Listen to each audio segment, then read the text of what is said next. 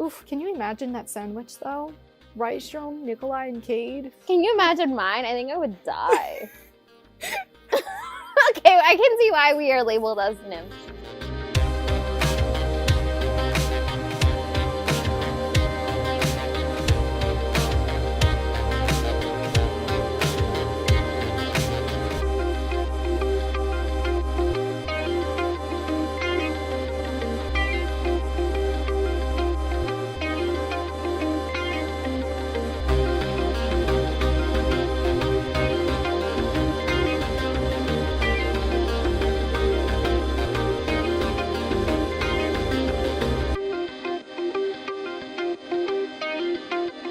Hello, everyone, and welcome back to another episode of Romancing the Monsters. By the way, I'm the one editing these, and I know I say romancing the monsters so often, so if it pains you, dear listener, know that it pains me too. So I'm gonna try and not do that. I'm Ab. Hi, I'm S. I'm Seff. And this week we read Pleasure of a Dark Prince by Kresley Cole. I want to do, before you jump into the blurb, I want to do something fun. Yeah, let's do it. Okay. I want you to try and describe this book in 5 words. Oh, shit. I have my 5 words. Because I have the advantage of planning this ahead. Yes. Yeah. I thought about it. I think I have 4. Okay. Okay, can I go? Yeah. All right. Indiana Jones on steroids. Okay. Mine is idiots on boat jungle sex. You're gonna have to lower the volume for that laugh. I'm so sorry. I mean, is it not accurate though? Yes. What about you, S? I just have sexy, thrilling, and frustrating. Okay. Yours is like sophisticated. It's like a review. Like the blurb that's like at the top of the book, like on the cover. All right. What is this book actually about, Seff? All right. So for this book, we finally get to the story of Lucia and Gareth. Gareth. I have to remember, in my head, I'm reading it as Garrett. For some reason, same. I can't get the TH. Plus, I find it hard to pronounce, so... Yeah. Yeah. So anyway, so we finally get their long-awaited story that we got teased with from book 1. And I remember we were all talking about, I wonder why, like, their book is happening so late into the series. And then I guess you realize later on what happens. So anyways, we start off, this book starts off before book 1 even starts. Loch Lane is still considered missing. We don't know what happened to him. Gareth finds Lucia and he knows instantly, like, that's his mate. They were playing a rugby game, right? But we know that Lucia... It was violent rugby, though, we should say. Yeah, it's like... He loses a couple teeth. Yeah! It's like how I imagine, like, you know, in Twilight when they're playing their baseball game, it's like, no humans allowed! This is what I imagined. And, like, he actually swallows them. Like, he literally loses teeth, and then he swallows them, and he's like, fine, keep going. No, and they call them, like, chiclets. His teeth were like chiclets. I was dying. I was like, do you guys remember that gum? Chiclets? Yeah. It's like a 2-pack of gum. They're white, but they have like a sweet taste to them. Anyways, it's a small little thing, and it's just like, it looks like teeth. Everyone would always pretend they were teeth, and like the fact that she was calling them chiclets, and like, yeah, I was just dying. Because I remember that gum, and I haven't had it for years. Yeah, and you have the nymphs like on the side. That would be us, seriously. On the sidelines. Yes. According to Ash, our very loyal listener, we're like nymphs. We've been described as the nymphs in this series, so... Anyways, take that as you will. It took me all of like a minute to get sidetracked from the synopsis. So they're playing rugby. Yeah. And the they nymphs have are watching. some like hot and dirty action in the grass until Lucia was like, actually, no. Because they're we waiting find for out an orgy, everyone, to start. Yeah, that's right. what they're waiting for. They're actually already having it by themselves, but then they're waiting for the men to be done and join them. The nymphs, they were touching themselves, right? Yeah. Yeah, the right? nymphs. Yeah. Yeah. Yeah. They're rootless. They have no shame. Honestly, respect. Yeah, man, they're comfortable in their sexuality. Like, all the power to the nymphs, honestly. Yeah. Sure. Where was I So going then with this? Lucia, is it Lucia? I think it's Lucia? Lucia? And then he Okay. just says Lucia. Lucia. Oh, yeah, that's right. Yeah, he Lucia. does. He totally, like, disregarded, like, you know, the The way enunciation. to pronounce her name. He Yeah. was just like, nah, here's how I do it, baby. Anyways, action on the grass until Lucia, or whatever however you pronounce her name, she says no, because we know that she actually, at the beginning of the book, actually, it starts off with her basically on death's door, and this goddess from the Scathi people, she blessed Lucia with the power to never miss with her arrows. But only if she remained chaste and pure and celibate, because what had happened was she left Valhalla when she was 16 years old. She wasn't fully immortal yet.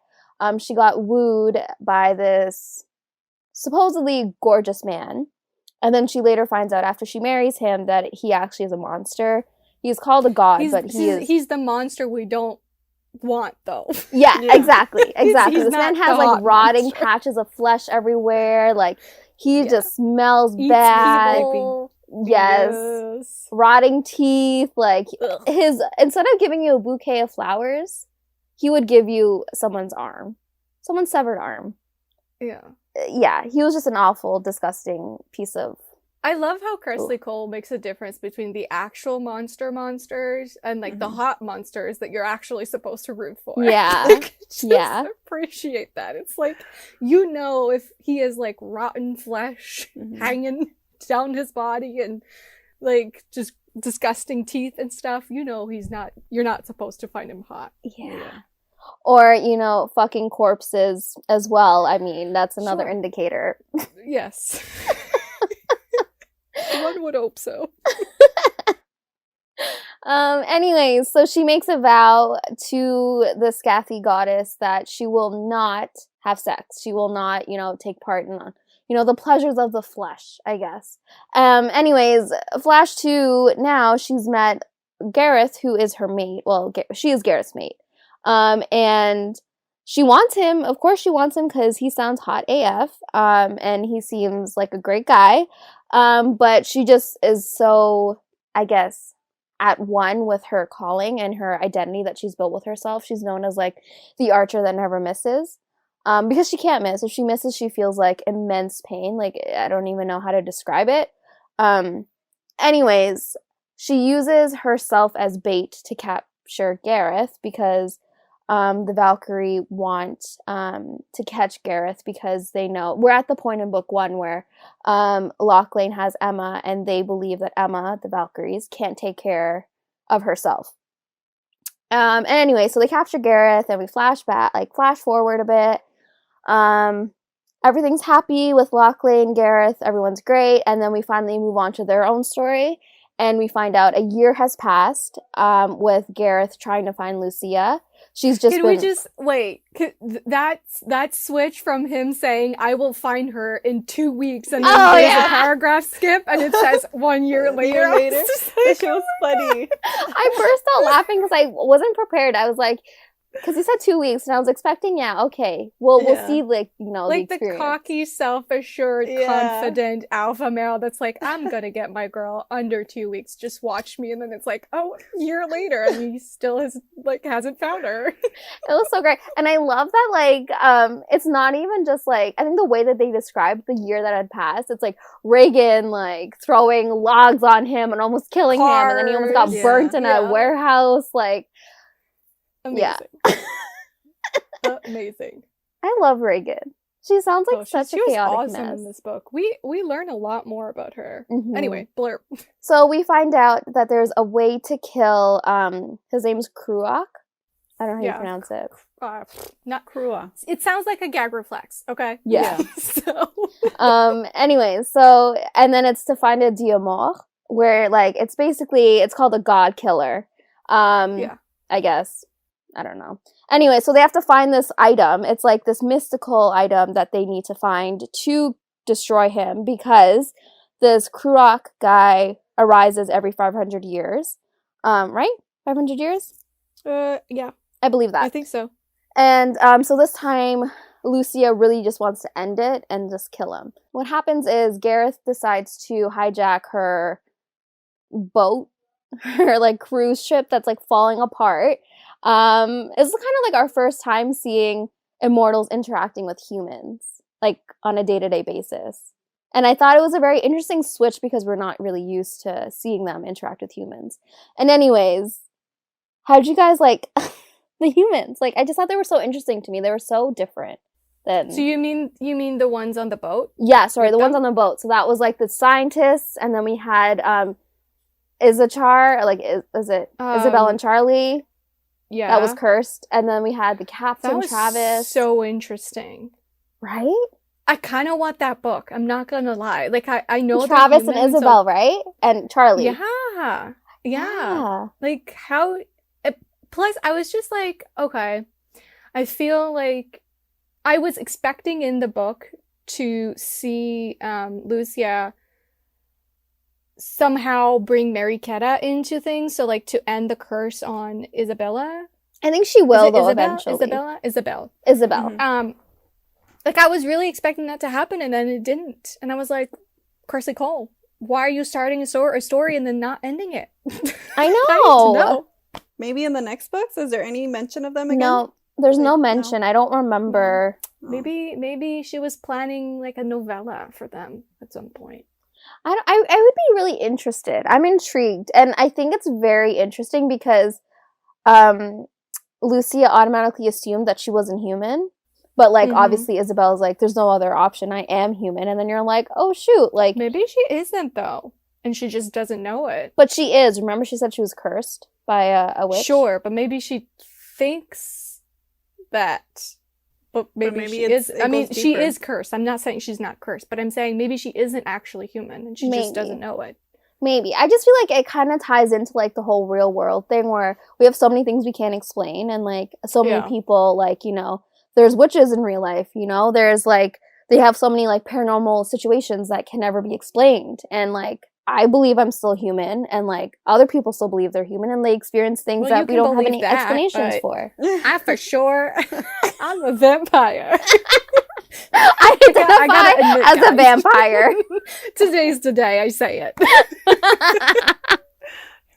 Anyways, what I was getting at is, like, there's so many, like, things that we experience as humans that we can't explain. And, like, Yeah. we finally, in this series, see a human that's, like, going through things that she can't explain, but she is human. So, yeah, I just thought it was really interesting. I think. Okay, wait. Are we going into what we think of the book? All right. Okay. S, go ahead. So, I loved it. I really You loved did? it. And I think, Really? yeah. You were Okay, so so I'll- quiet this time around. Yeah. I feel Yeah, no, because I wanted. Okay, okay. So you know how we talked about how it was taking us a little bit longer, like to get through it. Yeah. Because I Yes. felt like this book was longer. It did take me maybe a little bit to get into it, like fully invested. But I have a new favorite. Really? Yeah, so I'm excited to share my I feel like Gareth is your new favorite. Yeah. He's gonna knock Bowen out of Yeah. the way. I just Aw, knew it when I was Bowen. reading. I was like, I was gonna love loved this him. man. Yeah. So I'm just Yeah. gonna say it now. Like I'm claiming all the werewolves. Okay. Okay. So it's just, Okay. no, just throwing that out there. They're mine. It's fine. You know what? Actually, I'm claiming all the demons. You can claim all the werewolves, and I'll Seff have can all the vampires. But you can But have that's Nikolai. unfair because you have more than us. Well, then whose fault is that? Well, I mean, I'm stealing a couple of them. Like Nikolai, you're not keeping Nikolai. Fine. You can have He's Nikolai. coming I don't over really to care my for him. harem. Let me borrow Cade. Oh, yeah, because for we're a few. nymphs. You know, we can have a Mm. harem. Yeah. I'm not sure I want to let you borrow Cade. He delivered the hottest sex out of the entire series. Cade, yeah, I or think- was yeah, it I think he did. Rystrom? I feel like he's really good at edging. Oh no! But I mean, So if, like, Rystrom's not you even were on in the for that table. torture- Rystrom is mine. He's not even on the table for discussion here. I feel like if we just talk about this, we'll just argue and then this whole episode will be pointless. For an hour and a half, so maybe we should stop. Anyway, S loved the book. Okay. What about you, Em? I enjoyed it a lot. Mm-hmm. I feel like for context, we probably have to say that we record these episodes a while in advance. And so when we were reading this book, it was the American elections. So that kind of took me out of the story. I'm not gonna lie. Like, I feel like I wasn't in. Okay, I could tell that it was enjoyable, but my brain just wasn't into it for a while. Okay. And then the last, like, 40% or so I read after the elections. Mm-hmm. And so that's when I really got into it. Plus, the book got really intense at that point. And I was like, oh, okay. And, like, that's when it started making me feel something. Because before then, I was just kind of reading and not really experiencing the book. So, but, Gareth. Right! I was that shocked. accent, though. Yeah, I was shocked. Yes. He is pretty hot. It has to be said. He's very hot. So this is my second time reading it, but again, I suck. My memory sucks. Sorry, I cleaned my throat, Gary. You could take that up. Now that I've praised you for not doing that anymore, you're gonna start. I know, doing because it. now I'm like, ugh. Karma. Anyways, so as I said, this is my second time reading this book. I tend to forget a lot, so I forgot a lot of things that happened in this book. But like you said, it was the American elections, and while I'm not American, my house was still very much invested into the outcome of what would happen. So I wasn't really in the mood. It took me a while. I think I read 20%, and then I told you girls that I can't, like, I physically can't. I wasn't into it. It wasn't grabbing my attention. But then once I hit like maybe the 30-40%, I was like in it again. I was invested. I just needed to finish this book again. I just felt like it's because I already know what happens in the series, so it's really good to see the groundwork in this book take place, and see little I guess hints and nudges of like what's to come. I thought it was really well done, and yeah, I really enjoyed this book. And Gareth, again, amazing. I love that man. I think he's a great character. Yeah, I just thought this book was really good. Oh my gosh, guys! Sorry, Right. What were you gonna say, Marge? You can just say whatever you want. I mean, it feels like you have something really intense and important to say. Yeah. So go for it. Maybe I was it's not. just going to ask you girls. Yes. La Fair finally had dialogue. Oh, okay, Oh, wait, yeah. no, hold on. We're gonna talk about La Fair later, okay? La Fair can But wait. you know he's my husband, my one and only, my we're love, gonna talk my about life, the my fact that soul. he snapped that girl's neck. He Yeah. snapped it.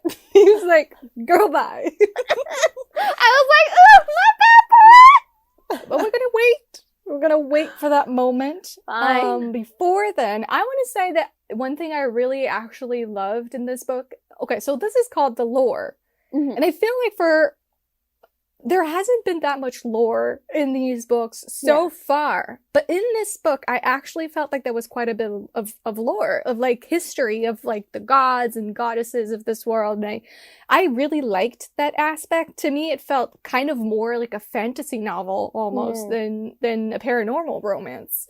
Mhm. So I loved that aspect. What did you guys think of it? I liked it. I thought it was really interesting, and I felt like this book was very different in terms of like its setup.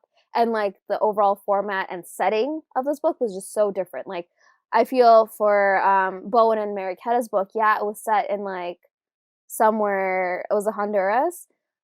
This one mainly took place in the Amazon. So I just felt like it was interesting. As we said, we got different lores, we got different myths, and we even, like, encountered our first shifter who happened to be a jaguar, who happened to be the protector of, like, Who the happens entrance. to be very hot, and unfortunately he died. And I was like, what are you doing, Kresley? Yeah, I was surprised But that we she don't know killed if he him died off.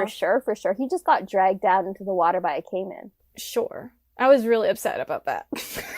He doesn't come back? I don't think so, not yet. No. Oh. Aw. He was really Yeah. hot. I was about to fall on the side of the shifters for this guy. I really but I think it's interesting. She introduced the shifters, but like they don't really get books. I was wondering because we only get the werewolves so far. Okay, how did you guys? This is one of my sort of issues. how did you like the fact that once again you have a heroine who cannot be touched or like cannot? Because I thought that was a weird decision because it's right after Untouchable. That is and true. I think to me that's a trope that gets old really fast. It's not like I like it for like one book, but then I don't gravitate towards it like often.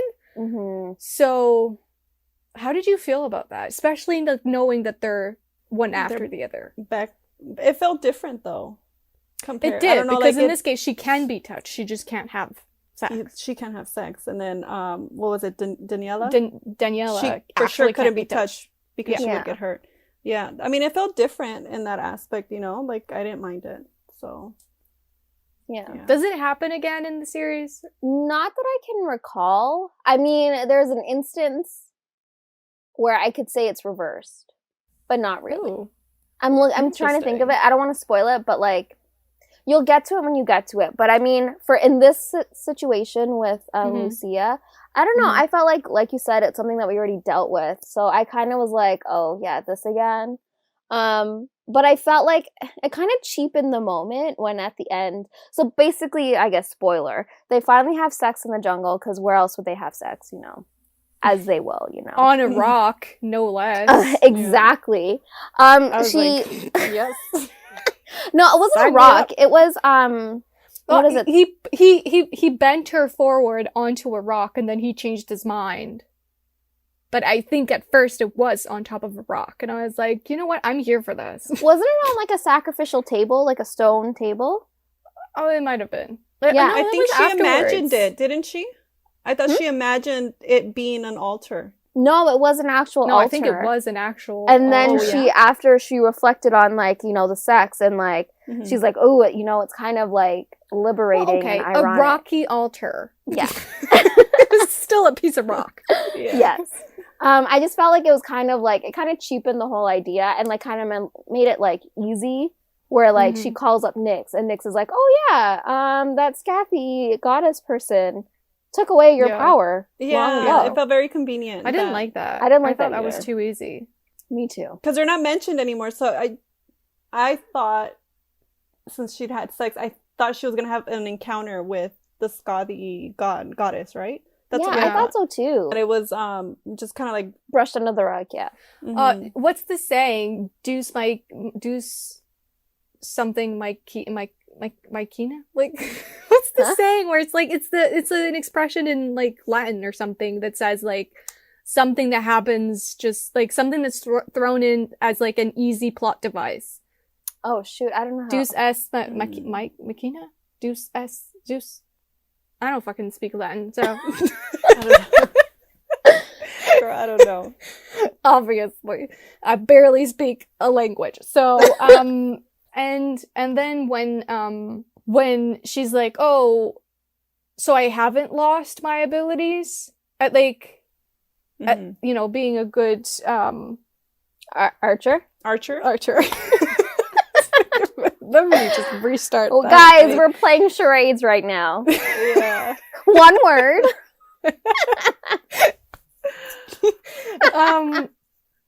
Anyways, and then when she says like, "Oh, I thought I had lost my ability as like an archer," but then Nyx is like, "Well, you practiced for like 1,000 years." There was something about that I didn't like because I thought it's kind of like, duh, you know what I mean? Like, I don't know, like it made Lucia, like that whole moment kind of made Lucia feel a little dumb. Yeah. No, I agree. Or maybe with not you. dumb. Dumb is like a big word, but you know what I mean? Yeah. Like it was just like, you guys are wiser than this usually. Yeah. You know? Do you think maybe it was set up in a way where the Scotty people kind of had her think that to kind of have her kind of like control her? Oh, for sure. For sure. She was manipulated into thinking that's because she didn't have the ability to begin with, but it's kind of true that you've been doing it for 1,000 years. So like, of course you're going to be good whether you have it or not because you practice for that long. But the way that whole scene was worded, I was like, well, that kind of makes Lucia seem dumb. Like, and that she should have known, you know? Yeah. And I agree with that. I felt like she should have known. Like, I mean, common sense, I would say. when you do things for so long, you would pick up the skills because you've built the muscles. You have the muscle memory of doing it for thousands of years. You know how to do it. Like, I just didn't like that. What I also didn't like is as soon as after they had sex, and this might be something you guys don't agree with me on, but I just didn't like how she like insulted Gareth so much after this man, like, you know, like he couldn't help what he did, and she did agree to what happened, and it's just like the way she went about that situation after they had sex, I was like not okay with. I was like, yeah, Gareth, you leave her. Yes, Gareth, you leave her. I like that he actually left. Yeah. You didn't like that, but I guess I'm trying to say that I liked it in the sense that it caused that whole drama, and I liked the drama, and I liked that he actually walked away. I liked that too. I am sick and tired of you know, being told off all the time and being told that I'm not good enough and that you don't want me, so I'm gonna leave. Like, I've been running after you for a whole goddamn year and you still don't want me. I'm gone. And I was like, yes, Gareth. But it's not even that she didn't want him. It's like she wanted him, and like she used him, and then she used him as her punching bag after. Like, I know she was frustrated and she was honestly depressed that she was losing her powers, but like, poor guy, who's only ever been there for you. Seriously. That was another thing that was frustrating, the lack of communication. Like, I just wanted her to tell him, you know, like, I need help, or this is what's going on. She didn't I'm trust married, him. and after a while that was frustrating. And then how you mentioned that scene after they had sex is just, But I mean, like, I guess that's understandable because, like, they don't really know each other, and, like, she was kind of forced a mate, you know? Like, she never really looked out and looked for a mate, and, like, yeah, she had that dream of, like, oh, I've always wanted to have my own children, I've always wanted to have my own family, but, like, in her head, all she sees is her, like, ex-husband that's, like, a psycho, nasty piece of shit, and, like, she just never saw herself with anyone, so I guess you can look at it as she was forced a mate when she didn't really want one. Plus, she didn't tell anyone really besides, Nyx knew just because Nyx knows everything. And then, Regan. And that's it, I think. Yeah. So, if like, many people knew, but then she just didn't want to tell Gareth, I'd be more annoyed. But like, when I was reading, I do remember a couple of times I was thinking, like, just say it. Yeah. Like, I'm annoyed right now. Yeah. That said, I will say that one thing I really liked was the fact that Kresley Cole decided to have Lucia never say the whole truth about, like, the actual rape. Yeah. Because she was a child. I like that because, in a way, I don't know, like, I thought that was kind of a brave decision on her part, because oftentimes you and a romance novel and like, the protagonists need to know everything about each other, you know what I mean? Like, all your deep, dark secrets have come out, you know? But I think it's interesting because it's true, you know? Like, sometimes you just would rather keep it to yourself and move on, you know? Like, everyone copes differently, and I really appreciated that she did that with Lucia. I agree. I can't say it's something that I've seen before, really, in a romance novel. And I liked how realistic it was, because she didn't say that she would never tell him. She just said she'll tell him when she was ready. And I feel like as readers, like you said, we expect it to happen all on page. We expect them to solve all their issues and, like, air out all their, I guess, for lack of a better word, dirty laundry. You know, by the end of the book, we expect it to all be resolved. And I like that this was a realistic, I mean, sure, it's a fantasy world. It was realistic in the sense where, like, we don't share everything with our partners right off the bat. Like, so yeah, I really like that as well. It stays off the page, right? So it stays private between the two of them. Like, as a reader, we're not privy to that moment between them. And I kind of like that, because it's kind of like, well, yeah, they're going to have that discussion at one point and we'll never get to see it. And that's fine. Like, that's between them. You know what I mean? I know that it's like, it's fictional characters, but like, these characters get into you though. They do, but I love that decision because it's so real and true. And sometimes you do keep things to yourself, and sometimes I you agree. just tell one person and then you move on with your life, and you don't need to tell everyone, I about your agree. trauma. Like, you just move on. And I also So- think it would have been hard to read. Like, I know this is dark romance, but, like, she was literally a child. She was, like, I don't know how long she was groomed in the sense where, like, looking at them, I guess, Krom, whatever the name he was going by at that time, looking at him through, like, a portal. And, like, I don't know how many years that went on. I don't know how long that went on. She was basically groomed. And as soon as she married this, like, Prince Charming, he turned into a monster. And, like, of course we know what happened. Like, we read between the lines, we know that she was raped brutally and, like, violently abused, but, like, she was a child. And I think that would have been a lot harder to read about if it was described so graphically as some of the other traumas that have happened in the series. Plus, it could feel like fetishizing for the sake of angst and drama. You know what I mean? Yeah. And that's done in romance a lot, where Yeah. you have someone that is raped, whether you have the scene in the book or not, but, like, the authors sometimes love to have that, like, big reveal on page so that it creates drama and such. So I kind of respect that she's not putting it in, because she's really not fetishizing it, but she's also not, that this sort of thing happened, and it's a fantasy world, but the truth is that happens in real life too. Exactly. So, but I mean, I feel like this couple had a lot of other problems to go through, so I mean, Sure. like, sure, it might have been too much. There was enough angst as is without that. Yeah. Can we finally talk about my husband? Well, are you not ready yet? Sure. If you're not ready, fine. Okay, Let's follow your talk list. about What was next on your Lykae list? Snapping Lucia's neck. How did you guys feel though? It's our first time I was kind of getting dialogue. Shocked. I gasped. Out Really? loud. I was like, he did not.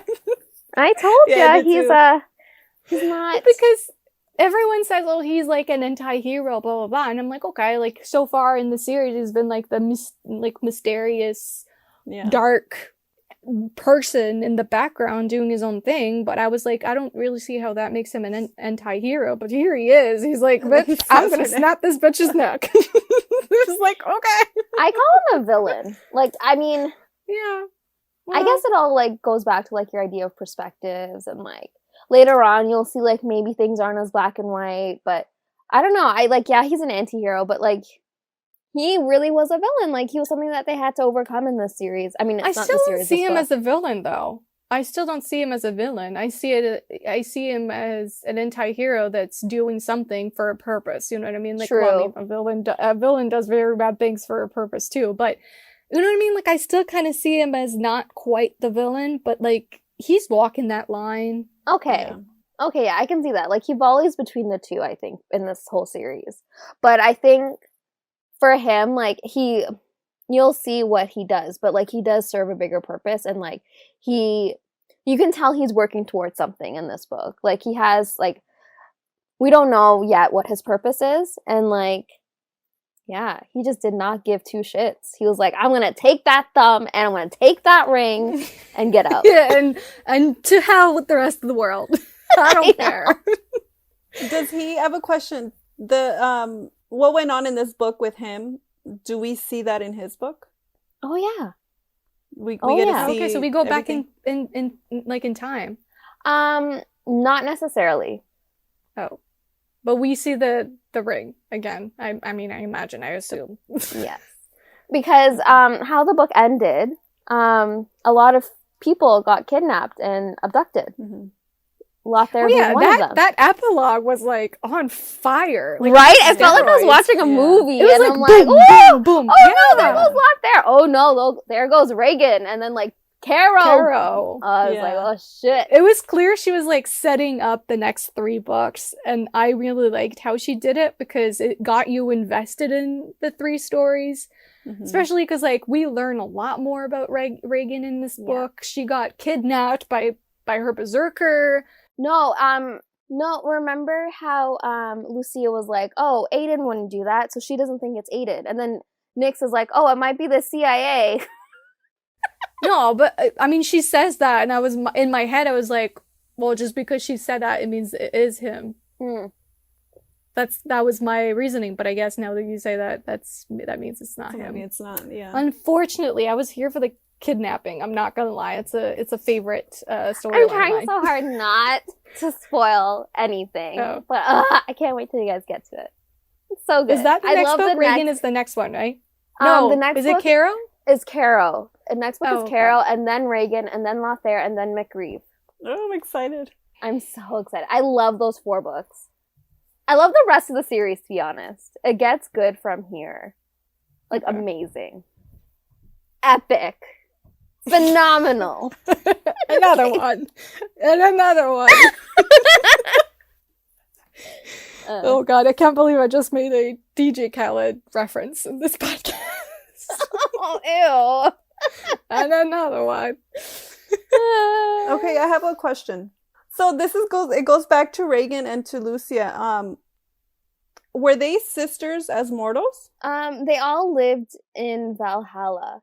So, like, it's so hard to explain, but they have a mother who they get struck by lightning. I guess they go through some traumatic situation, and like their strength somehow, I guess the gods Odin and Freya recognize their strength and like strikes them with lightning and gives them a child. But like I guess they end up in Valhalla, which is like their version of like heaven or a paradise. And then once they reach a certain age, so they're living with Odin and Freya during that time. Once they reach a certain age, they are allowed to leave Valhalla, but they can never return. So Reagan had left at 12 years old to follow Lucia, and both of them could never have returned home. So they left before they were ready to go. So I guess sisters in like the most loose sense Yeah. of the term. Okay. Yeah. Okay, so they mentioned that Lucia is Valkyrie of mysterious origin. How is that different from the rest of the Valkyrie? I need a whole like actual book of lore. Yeah. I really wish Kresley Cole yeah. would write a book of lore. Because like they talk about the book of lore and these characters read it and it's like all like the history and like info of the characters, and I'm like, I want that, man. It's the Kresley Cole universe. Yeah. Speaking of Valkyries, I really did not at all miss Annika. Me too. I was gonna like, ask bitch, why are you here? Why are you here? I was gonna ask, how'd you guys feel about Annika all over again? Ugh, she's Yeah. back. You know that fighting scene? That fighting scene that we see in, I think, Emma's book? A Hunger Like No Other, yeah. Yeah. Whose point of view was it in A Hunger Like No Other? Was Good it question. Lachlan's? Maybe? There was something about that scene that felt familiar to me. Yeah, because Yeah. As if that's I had remember. read it before. I think it might have also been Annika. One of the two. No. Oh, fuck Annika. Like, why is she Yeah. here? I had forgotten she existed until Yeah, she she's just such a walked boring onto the page in this character. one, and I was like, bitch, you again? Yeah. I feel like Kresley Cole made a couple interesting decisions in this book that I quite respect. Let's hear them. One of them is in relation to the Valkyries. Mm-hmm. How did you feel about the Valkyries using Lucia in the way that they did? Forcing her to feel pain so that they can get Gareth. I think for them, it's like, in the grand scheme of things, it doesn't matter. I was like, that's a bold ass choice because Yeah. it doesn't make them look very good. No. It doesn't, no. Agreed. Because Lucia doesn't want it. In her head, in her dialogue, she's like, I don't want this, but my sisters are demanding it, and so she does it. And I'm like, ooh, this is bold. Yeah. Yeah. But I love it. I love it for that reason because again, she never stops switching things up. She never stops making you see each and every character in a different light. Mhm. Yeah, that's true. And I think it goes to show as well, like, things aren't as black and white. I feel like we talk about this all the time when we Yeah. talk about the series, but I think also once you've lived for that long, like, I feel like your morality shifts, like your sense of, I guess, morality or like whatever you deem as right or wrong, it shifts. Like, you have lived for so long, you've seen things that obviously other people have not seen, And for sure, like, I think they believe that Lucia will be fine. Like, she's lived through a lot. Like, it's not going to be that big of an issue, but not realizing how much this would affect her. And I think this also goes back to a point that I want to talk about, which is, like, when we basically find out that Nyx could almost be a goddess. Like, she's, she's trying to become a goddess. And then Lucia comments on how she didn't know if Nyx would have the affinity for goodness or bad. And it's like, but we are seeing Nyx as like the person that's like bringing all these couples together. But I'm like, is she really good? Or is she actually maybe doing things badly? Because we see things like you see in like the books that we've read, like she's put things into play that put our characters into pain and torture and like into trouble. And sure, it works out in the end, but did she know it was going to do that? Like, did she care if it did or not? Or is it furthering her own end game? Yeah. And I think it kind of ties back into Mist and how Mist was kind of used as like the seductress of the gang. She was sent to seduce people and then, kill them off. Yeah. So I kind of thought that was kind of similar in that sense because, again, Lucia here is used as bait and she doesn't want it. Mist was tired of it. So... Yeah. Doesn't that kind of show like they're Valkyrie, they're ruthless, like doesn't that kind of but you forget it. That's the thing. Yeah. Like when you're reading the series, you care for the characters and so you forget that. And I love that Kresley Cole is like, well, wait a minute. They're not that great. Yeah. They're not great with everyone.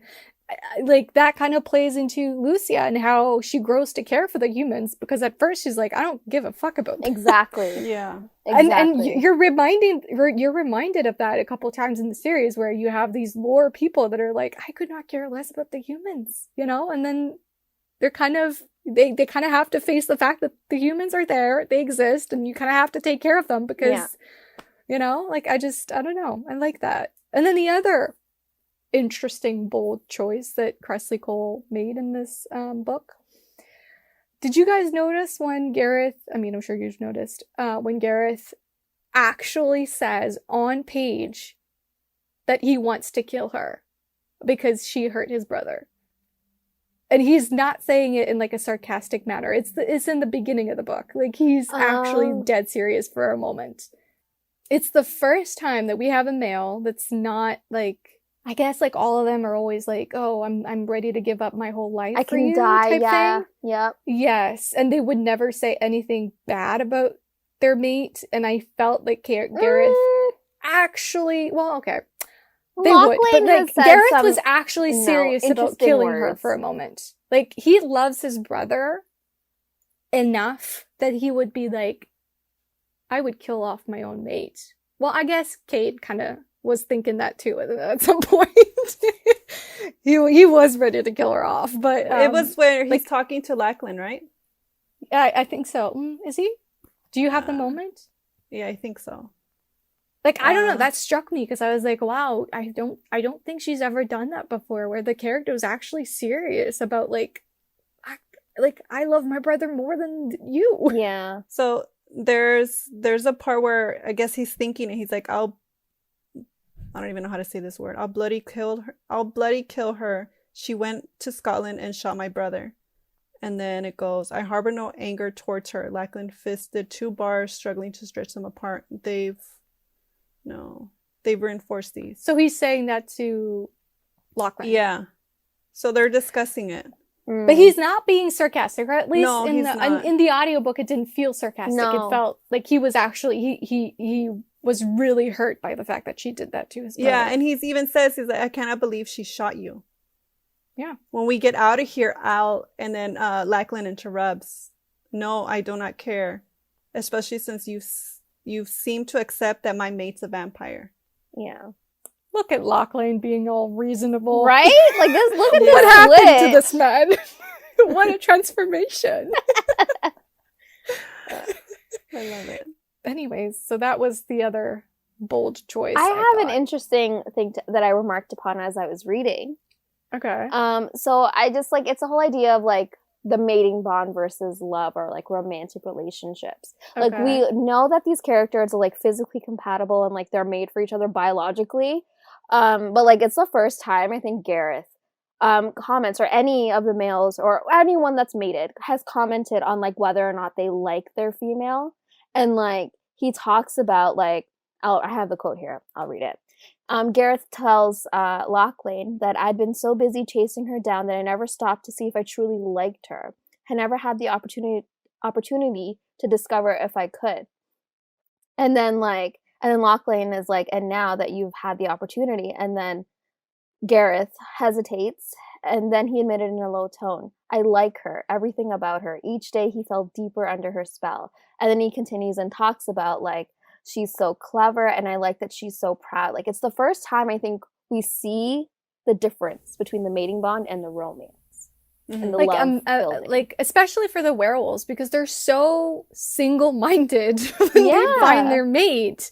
More so, I find that the demons, because the demons kind of don't know until they've consummated the mating bond. Yeah. And then the vampires are kind of, but not as much in my opinion. Like the werewolves are very much like, now. Yeah. And like it just means so much to them. Like they say once they find their mate, they're already like, it's as good as being married. Like it's more eternal than marriage, right? So like for them, like for him to make this differentiation, and like I don't know. I liked that we touched upon this because it was a question I feel like we also had, I think, earlier on. But yeah, no, I really liked that we talked about it in this one. Like Marge is nodding her head. Yep. Yeah, because so I just saw one of the quotes that really shocked me. I guess there were a lot of things in this book that shocked us. Yeah. Weirdly enough. I didn't realize that till just now. Gareth says at one point, and I want to know what you guys think of this. I guess it's another bold choice. Okay. He says to Lucia, I'll keep doing this. He just fucked her. Okay. He says, I'll keep doing this until you see the two of us as your religion. Oh. I was like, ooh, boy, that's problematic? Question mark? I don't see it like it's problematic. I was just like, you are my religion. I'll accept it. The Lykae is her religion. That is intense. Yeah. Like someone's religion, like you want this mating bond to become something she worships. Religion? Yeah, something she worships. That's like next level. I feel like Lachlan didn't quite go there. I mean, like, is he like that good? Like he's that confident?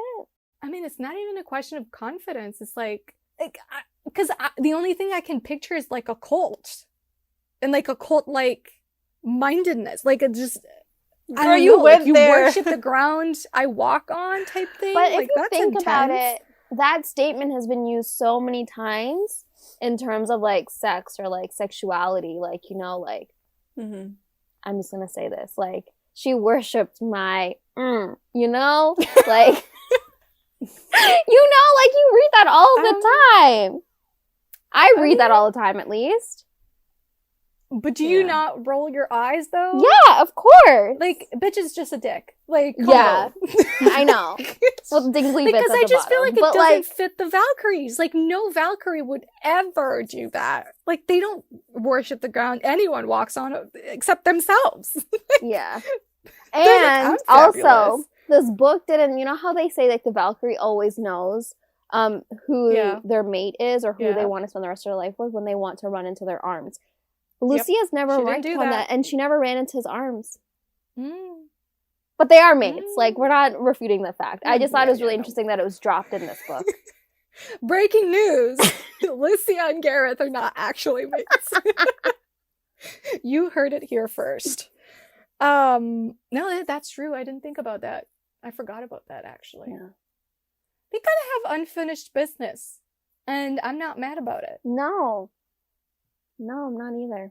I feel like oftentimes you finish a romance novel and you kind of feel like, okay, well, their life kind of ends here. I mean, it kind of is eternal in a way, but it kind of ends there. You know what I mean? Yeah. Whereas I feel like in this case, you really get the feeling that, no, these two characters are gonna go on and have much more to live together that we just won't get to see. Exactly.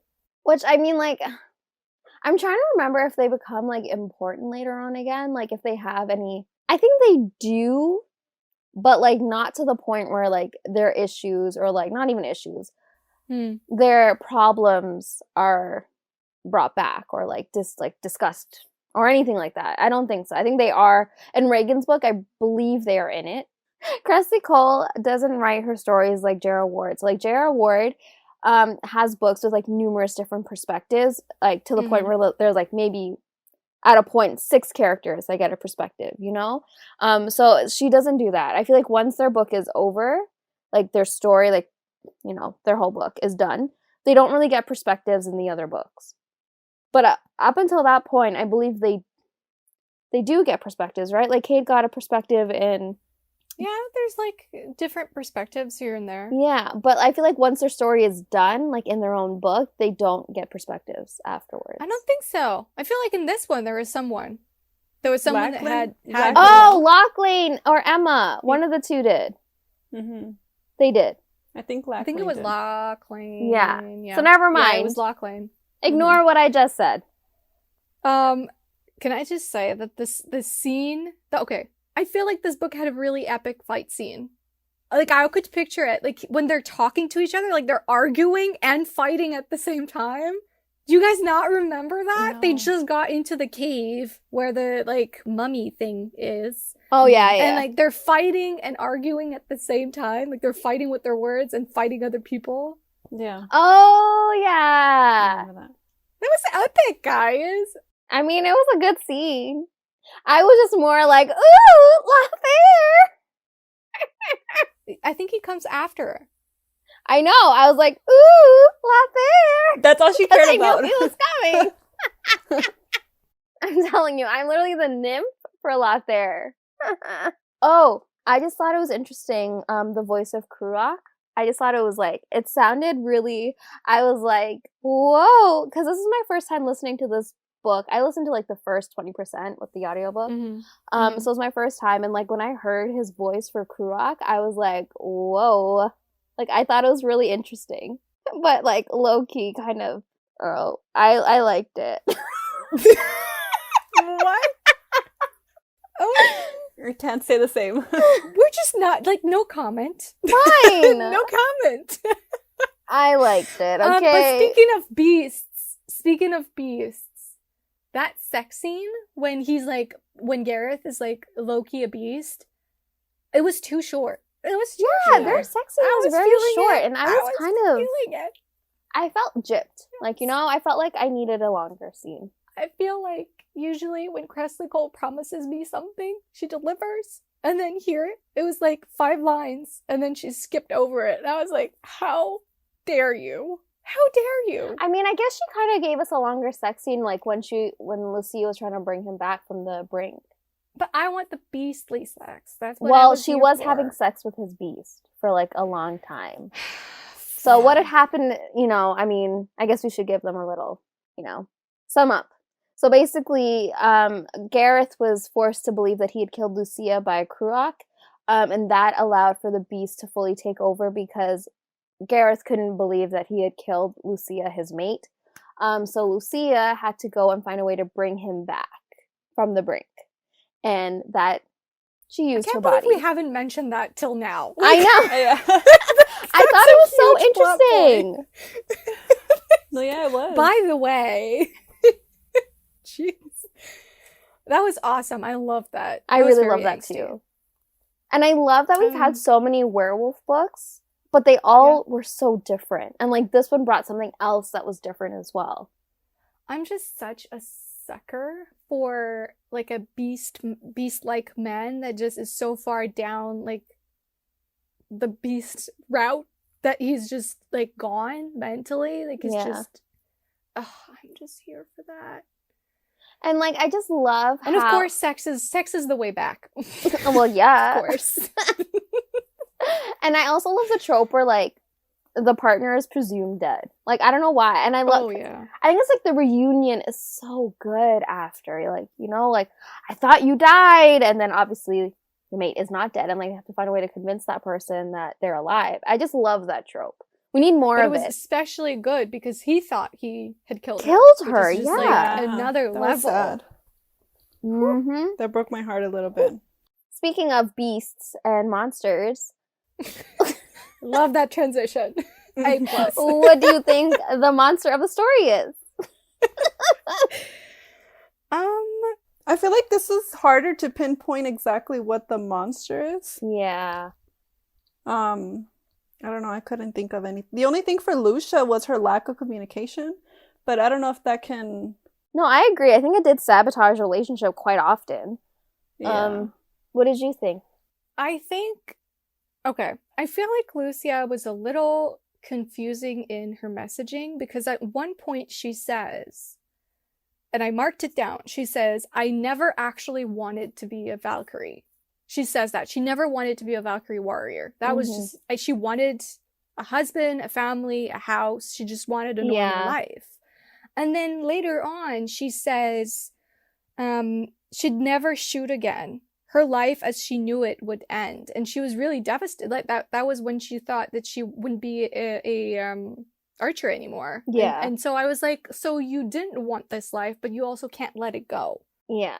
Because I think it's been like her security blanket for over 1,000 years. Yeah, like she doesn't know what she wants. And I feel like it's kind of like Naomi in the house. Like she didn't want to leave because in a way that was tying her back to her past. And so when the house burnt down, it was like she was finally free of that. Yeah. And I feel like that's the same thing where she was kind of just holding on to this thing, even though it's not what she had planned for herself. I agree. But she was holding on to it because it's safety, it's comfortable, it's what she knows, and it's scary to let go and move on and, change. So I thought that was interesting, and I thought that would probably be part of her monster. Yeah. And I think I agree with that. And like I took it as like, for Lucia, I think it was the identity that she made for herself, as well as like the importance she put behind the identity she built for herself. Her name was Lucia the Archer. I mean, obviously for reasons we know. She prided herself on the skills and like her ability to never miss.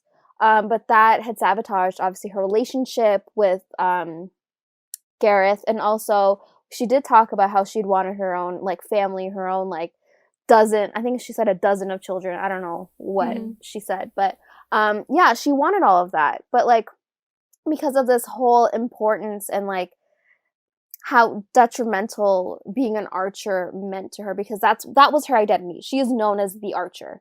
And like that sabotaged her relationship with Gareth, and that's why it like stopped progressing. And like it took so long to get where they were because of like the importance she put on identity. Yes, plus like if that's the entirety of who you are, then when you take that away, what who are you? Exactly. Yeah. And like she doesn't know. This is the identity that she's been given, but beyond that, like who am I? You know what I mean? I don't know. And that's scary. Like when you don't think about it, when you don't explore that, then And that's why I think this book was really well done, in the sense where we have Lucia that's like struggling with like identity and like what will she be after she no longer has those skills of an archer.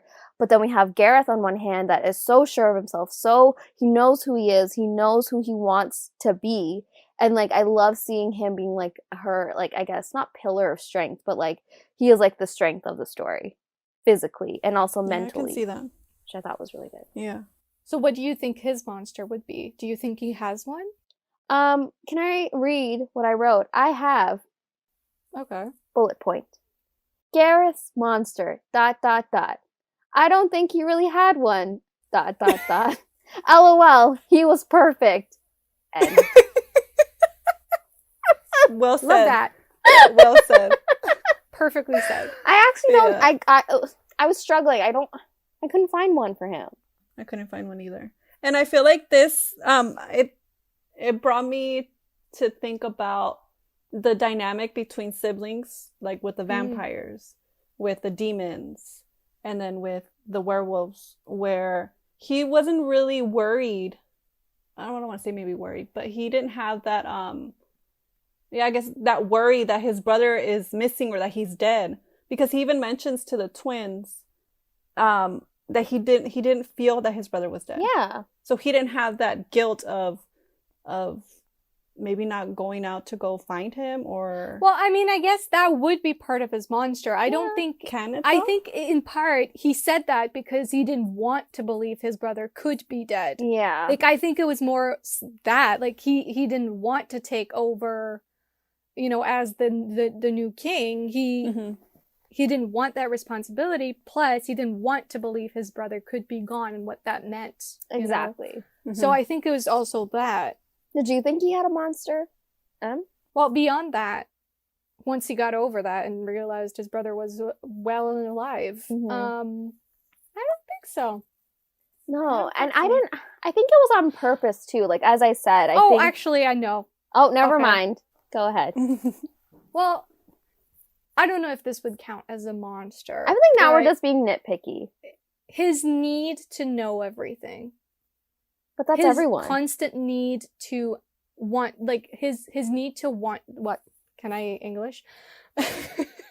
His need to know everything about Lucia right then and there. I do think that followed him through this novel, but I do think at the end of the book, you see, like, the ending of that. Like, he's fine with it now, with not knowing. But I do think for a while, like, that was an issue with him. Like, he wanted to know everything right then and there. And he had trouble at some points understanding that perhaps she's not ready.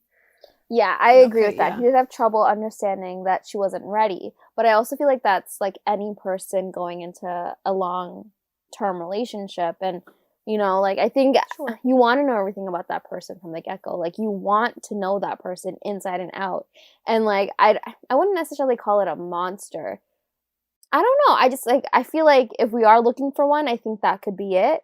But I think he was also written in a way where, like, he wasn't obviously perfect. Like, he had flaws, but, like, they weren't, like, so big that we would be like, that was his monster. It was stopping him from getting that absolute bliss.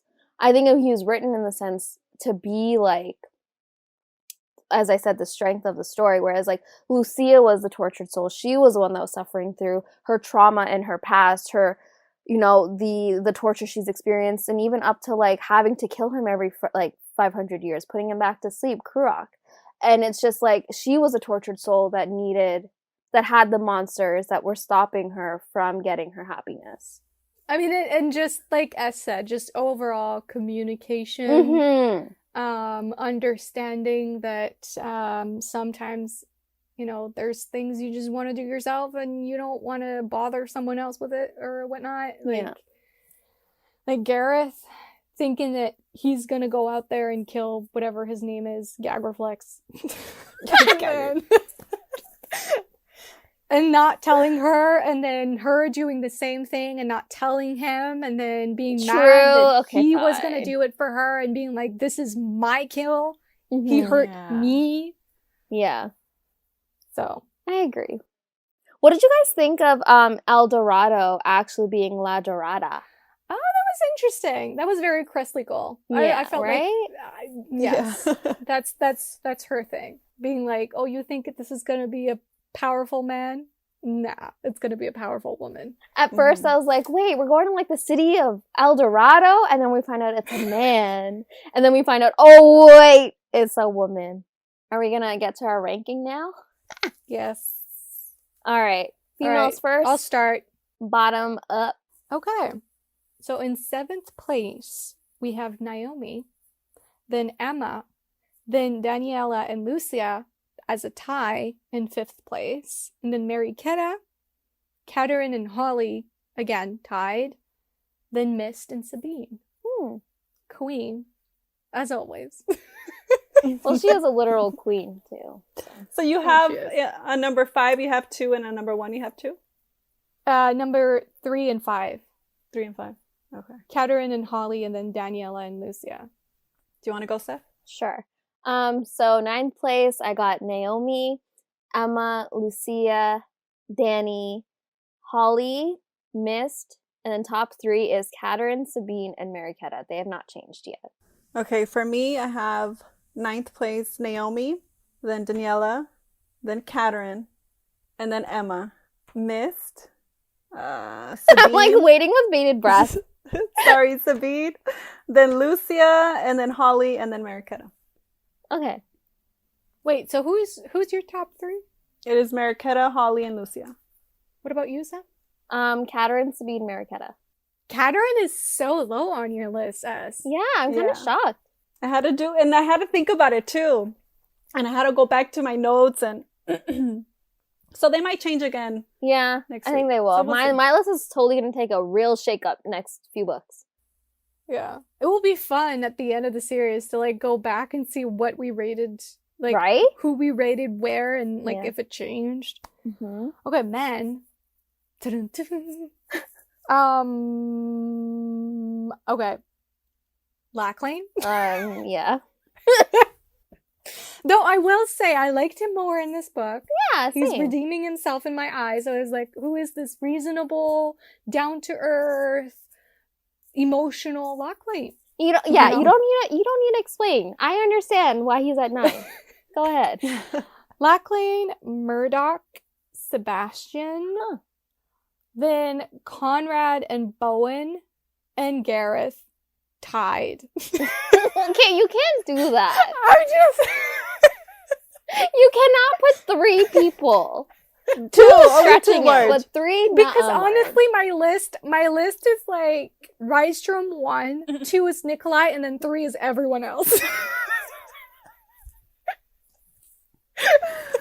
Oh god. Okay, if I had to choose, it'd be Conrad and Bowen tied. Those 2 are not changing, and Okay. then Gareth, Cade, Nikolai, Rydstrom.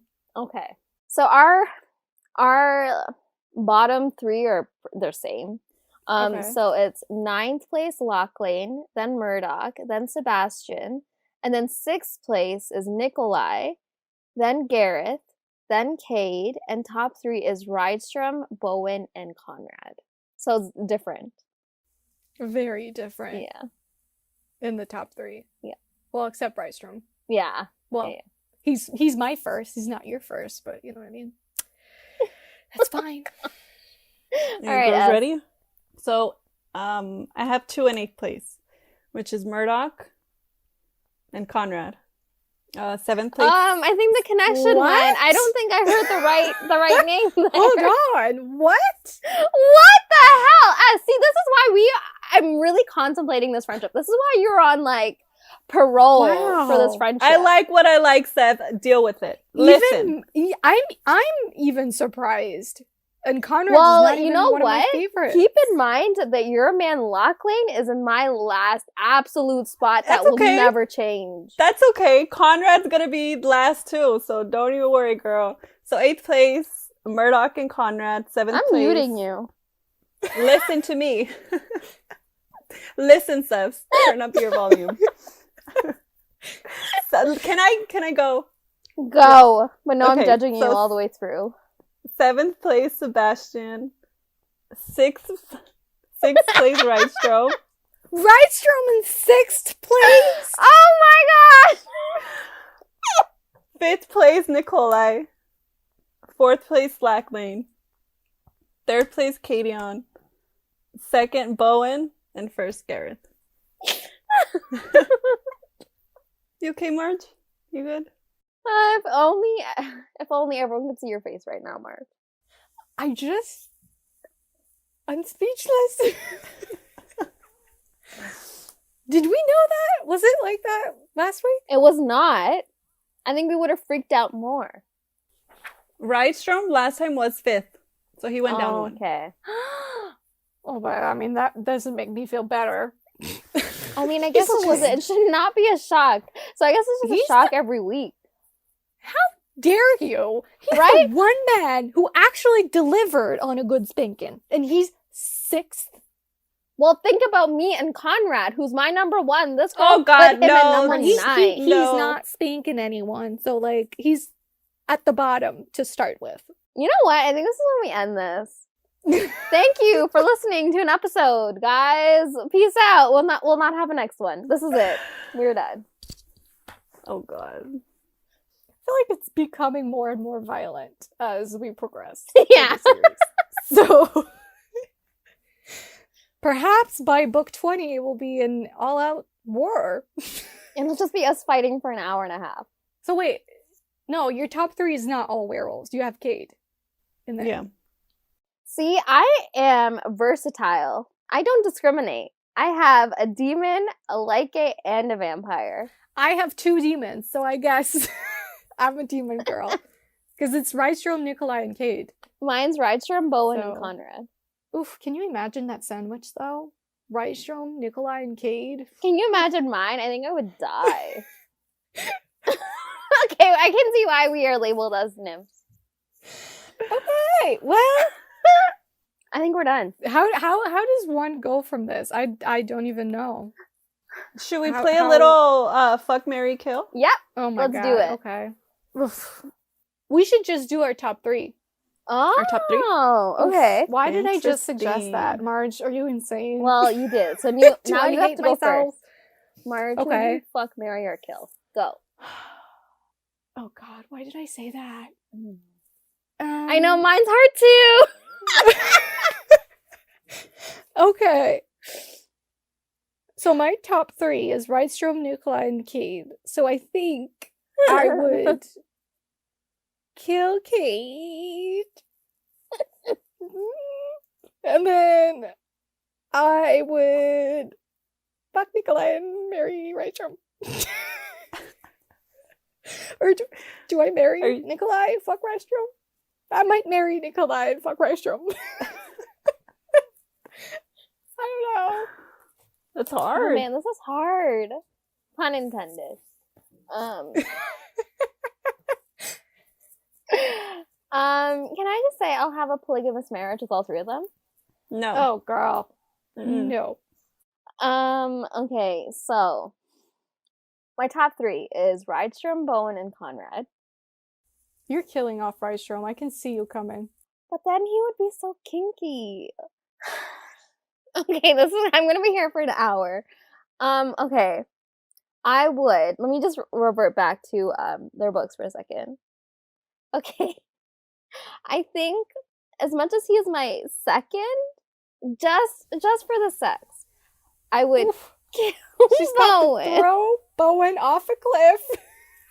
You're gonna kill Bowen? Fuck Rydstrom and then marry Conrad. Ooh, that's Yeah. tough. I know, because he's my second, and I did love Bowen, but your turn, S. I don't know. I love them all. Okay. Fuck Cadion, marry Gareth, and kill Bowen. Poor Bowen, we both killed him. Yeah. Oh. Aww. Well, he Yeah. did yell Mariah during sex, so Exactly. He needs to be killed a for little that bit. reason alone, So- bye-bye. Aw. All right. This was hard. It wasn't fun. It was so hard. I'm heartbroken. I just killed off Cade. All right, everyone. Well, after this torture we just put ourselves through, I think it's time to end this episode. I hope you enjoyed our discussion of Pleasure of a Dark Prince by Kresley Cole. You can look on social media to find out what we're reading next week, and you can find us on Instagram at Romancing the Monsters Podcast, and also on Twitter at the RTM Pod. And you can also find me on both Twitter and Instagram at Foes and Lovers.